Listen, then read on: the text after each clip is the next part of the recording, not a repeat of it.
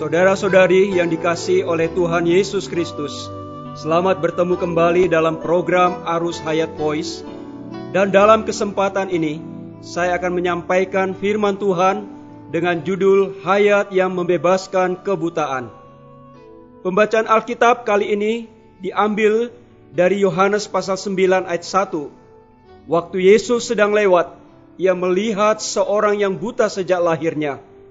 Injil Yohanes pasal 9 ayat 3, jawab Yesus, bukan dia dan bukan juga orang tuanya, tetapi supaya pekerjaan-pekerjaan Allah dinyatakan di dalam dia.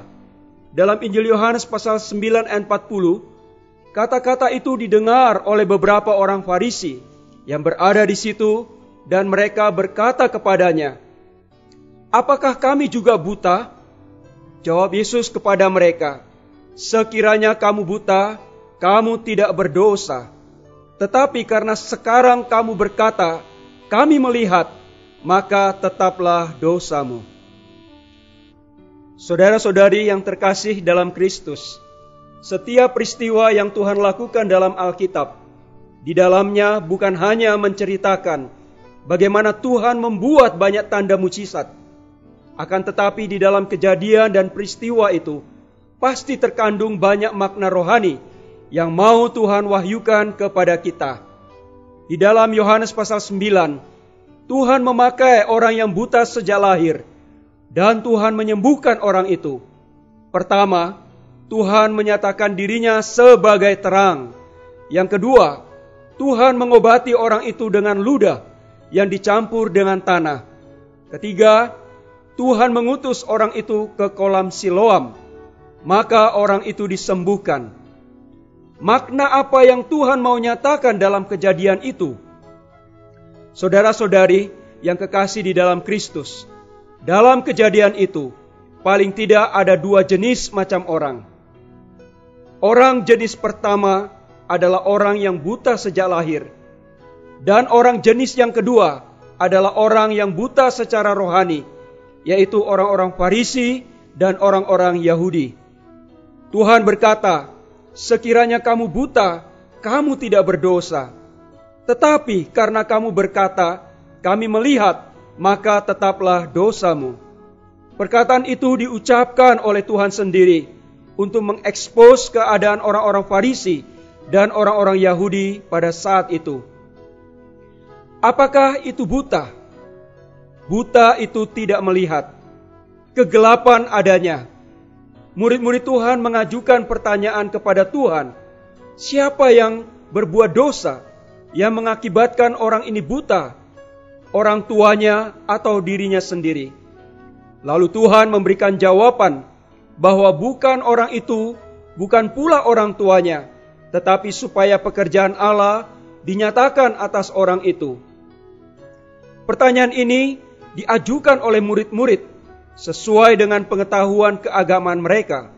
Mereka mengira bahwa kebutaan itu disebabkan oleh perbuatan kedua orang tuanya. Saudara-saudari, banyak orang mengatakan bahwa dosa itu adalah sesuatu tindakan dari apa yang kita lakukan. Ketika manusia berdosa, sesungguhnya iblis menginjeksikan dirinya masuk ke dalam kita. Ada benih dosa dalam kita. Sebab itu, dosa bukan hanya kita melakukan sesuatu. Kita dikatakan berdosa. Kita tidak melakukan sesuatu yang tidak berdosa. Kita tidak berdosa. Bukan. Dosa bukanlah demikian. Dosa adalah benih yang ada di dalam kita. Seperti cemburu, dengki, iri hati, dan lain-lain. Itu adalah dosa yang tanpa kita lakukan, namun kita semua mengalami perkara itu.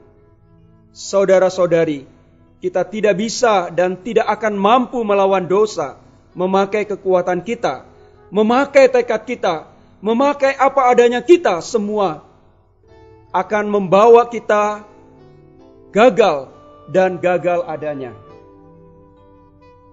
Sebab itu Tuhan menyatakan dirinya adalah akulah terang dunia. Keperluan orang buta adalah terang, adalah melihat. Ketika orang buta itu melihat, ia pasti melihat terang. Tuhan berkata bahwa dirinya adalah terang, bukan pengajarannya adalah terang. Apakah maksudnya? Apakah agama-agama adalah membawa setiap orang kepada pengajaran, melakukan ini, tidak melakukan itu, melakukan yang baik, menjauhi yang jahat? Apakah kekristenan? Kekristenan bukan hanya ajaran, tetapi kekristenan adalah pesona dari Tuhan Yesus itu sendiri. Kedua, Tuhan menyembuhkan orang buta itu dengan ludahnya dan dicampur dengan tanah liat. Ini menandakan kita bisa mengalahkan dosa.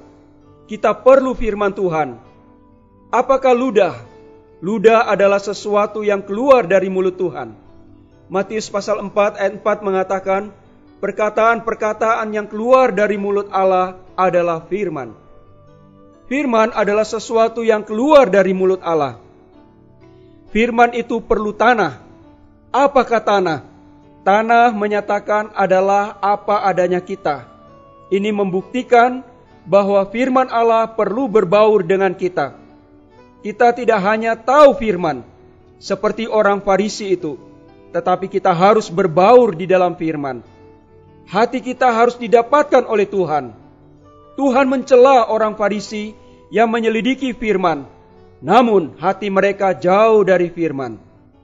Ketiga, perlu taat.